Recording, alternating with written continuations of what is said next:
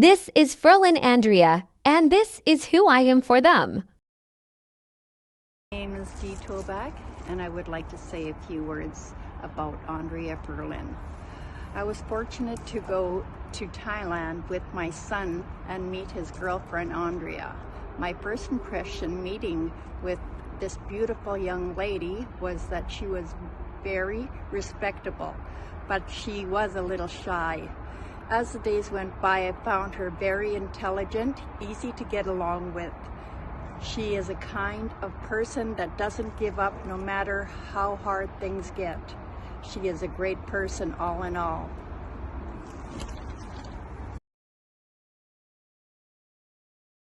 Good day everyone, I'm Denver Bito and currently living at Barangay Tungkod, Santa Maria, Laguna. So ayun, I'm the younger brother of Miss Ferlin Bito. So ayun, so hindi ko na sasabihin yung first impression ko kasi siguro yung ano na lang, hindi na first impression na lang. So ayun, yung masasabi ko sa kanya, mabilis siyang lapitan, madaling hinga ng tulong. So ayun, at mabait. Tapos yun, medyo masungit lang pag minsan, lalo na pagka haggard sa trabaho. Tsaka yun lang yung masasabi ko sa kanya. So ayun, ito yung kasama ko ay si I'm Jane Angel A. Pipito. Sige. Ano, hindi ko siya kapatid pero tinuturing ko siyang ate. And ang first impression ko sa kanya talaga nung una is mataray. Pero nung tumagal naman is nung nakilala ko siya, madali siyang lapitan or mabilis siyang basta mabait siya. Noon ko lang napagtanto na hindi mo makikilala yung tao sa unang pagkikita ganyan. Or yung first impression. Oo. First impression never last. So yan. Kala ko kasi talaga mataray siya. Then yun, nung pagtagal, nakilala ko din naman siya kasi nga. Ayun. Okay, yun lang. Thank you. Hi, ako si Jen Rose. Gusto ko lang sabihin yung first impression ko kay Ate Ferlin. Na-meet ko siya nung first term namin sa MBC. Classmate ko po siya sa morning na schedule. And ang first impression ko sa kanya is matapang siyang tao. Pero dahil nga matapang siya, parang mahirap siya i-approach, ganun. Kasi baka magtaray. Pero kung makikilala mo siya personally, pag nakausap mo siya, mabait naman. Yun lang. Hello, good afternoon. My name is Eunice. I'm Ferlin's sister. She's my oldest sister. So, pag magkasama kami, lagi ako napapagkamala na mas matanda kaysa sa kanya kasi aside from being mas maliit siya kaysa sa akin, siya yung tao na mas palangiti, mas palaayos, mas palabate sa mga taong nakakasalubong namin. Di nila alam may kamalditahan din tinataglay, pero syempre, alam naman ng lahat na mas maldita ako kaysa sa kanya. As a sister, siya yung kapatid na mapagbigay, hindi siya madamot sa kahit anong bagay. Yung kung anong meron siya, gusto niya, meron din yung mga kapatid niya. Nag-aaway kami dati kasi akala niya, kumbaga ayaw ko siyang makitang masaya. Hindi niya alam, parang ayaw ko lang siyang masaktan. Kasi nga, sobrang dami na niya napagdaanan. Hindi niya deserve yung tao na bibigyan lang siya ng sakit ng ulo. At isa din siya sa tao na kilala ko na merong strong personality. Strong siya kasi hindi dahil meron siyang body build na strong, kundi strong siya kasi nalampasan niya yung mga struggle and problem niya sa buhay. Of course, meron kaming may support namin and guidance. Pero because of her personality and her mentality, kung bakit siya mas nakabangon at na-overcome niya yung mga struggle niya sa buhay. Hello, ako nga po pala si Monica Rial. Isa akong midwife dito sa Laguna Holy Family. Isa ako sa mga friend ni Ferlin since grade school. Sa pagkakaalam ko, sa natatandaan ko, si Ferlin nung mga bata pa kami, isa siya sa mahiyain.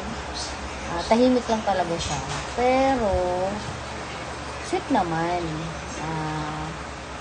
Pag naman may kailangan ka, nandiyan naman siya lagi. So, sa ngayon kasi, hindi kami lagi magkasama kasi syempre may mga, may mga obligasyon na kami sa buhay. May kanya-kanya na kami obligasyon sa buhay. Pero, hindi naman kami nakakalimot na pag may kailangan kami sa isa't isa, lalo na sa problema, hindi naman nawawala yung pagiging close namin. Kasi alam mo naman, pag kaibigan mo, alam mo naman pag may kailangan siya, hindi naman siya financially or yung problema. Yun yung mahalaga yung alam mo na may kaibigan ka, hindi mo man nakakasama palagi. Pero once na kailangan ka, andyan siya lagi. Hello, my name is Steve Barreco. I met Andrea about 1.5 years ago when I traveled to the Philippines. I found her to be a very nice person. She helped me while I was there to see the sights and to find restaurants to eat in. Also, the currency was pretty hard for me to figure out, and she managed to help me learn that too. I'm hoping to see her again in the near future because we do keep contact once in a while on the internet.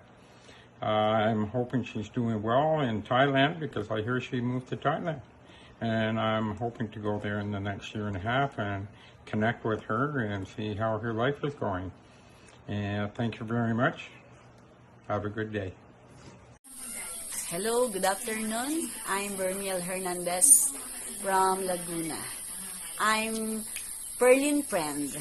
At bago yon, yung aking asawa ay pinsan din niya. Kaya ang tawag niya sa akin ay tita.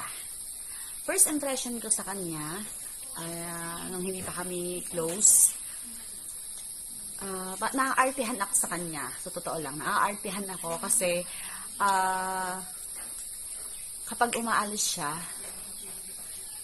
kung umawra siya kasi, pang mayaman. Tapos yung kuko niya, lagi ko kasing napapansin, na ang haba ng kuko niya, tapos lagi naka-cutics. Sabi ko nga dati, ano ba to? Parang walang ginagawa sa bahay nila. Parang hindi naglalaba, hindi naghuhugas ng pinggan. Kasi ang ganda talaga ng kuko niya. Yun. Para din siyang, masungit. Kasi kapag hindi mo talaga siya kilala, at tiningnan mo siya, kasi hindi naman din siya palangiti niya kapag hindi niya ka-close, mapapansin mo talaga na parang ang sungit naman ito, ganan. Pero noong makilala mo na siya, nung naging close na kami, nagpupunta ako sa kanila, nakikita ko nga na mahilig pala talaga lang siya na maglinis ng kuko. Talent pala niya yon, mahilig siya maglinis ng kuko niya, mag-isa. Siya na rin naglalagay ng cutics, kaya pala lagi na lang alaga yung kuko niya kasi siya pala ang gumagawa nun sa sarili niya. And kapag nagpupunta din siya dito sa bahay, nagbabanding kami, kwentuhan, walang humpay na kwentuhan about sa life ng bawat isa, nag-share kami.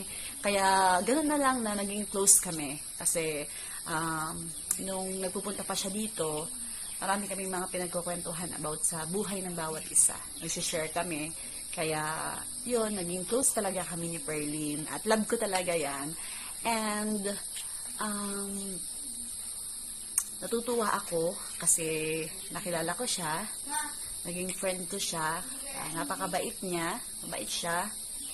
Kapag talagang nakilala mo na siya as a person. Siya yung tao na kahit ilang taon na kayong hindi nagkita, pero kapag nagkita kayo ulit, parang walang nagbago. Sweet, yan. Lagi siyang palabati talaga yan kapag nagkikita kami. At ako'y natutuwa kasi, yun nga, naging close kaming dalawa. Naging friend kami. At pahabol na lang siguro yung wish ko na sana matapos mo yung pag-aaral mo. Nandito lang ako as a friend para sumuporta sa'yo. Yun lang, thank you. Hi there, my name is Jolene Toback. I go by Joe. I'm from Vancouver, BC, Canada, and I met Andrea about 2 years ago. My mom and I traveled down to Thailand to go visit my brother. We stayed there for a whole month, and Andrea is actually the girlfriend of my brother, so we got to spend a lot of time together. And my first impression of her was she was a little bit quiet, a little bit shy, but then when meeting the family of your boyfriend, it's always going to be a little intimidating. But quickly after that, I realized she is a super fun girl, and she's very caring. She's got a very big heart, and she was always taking care of my mom and asking if I was okay, and she's just a lot of fun to be around. It was a great time in Thailand, and I'm very happy that she's dating my brother. And not really sure what I'm supposed to say here, but she is a delight. She's a delight, and I'm super happy that I got a chance to know her and hang out with her. And I think she's a fantastic person. And I hope you do well in your course. All right, take care. I look forward to seeing you soon. Hello, my name is Jason Toback.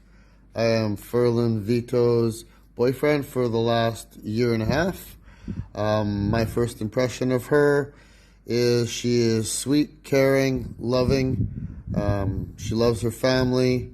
I know she's loyal. I know she's honest. She's a little shy. The bad things about her, well, she's a little bit stubborn. She likes to have things her own way, and not much else. Other than that, she's a great woman. She's a great person. I trust her with my life, and yeah, that's about it.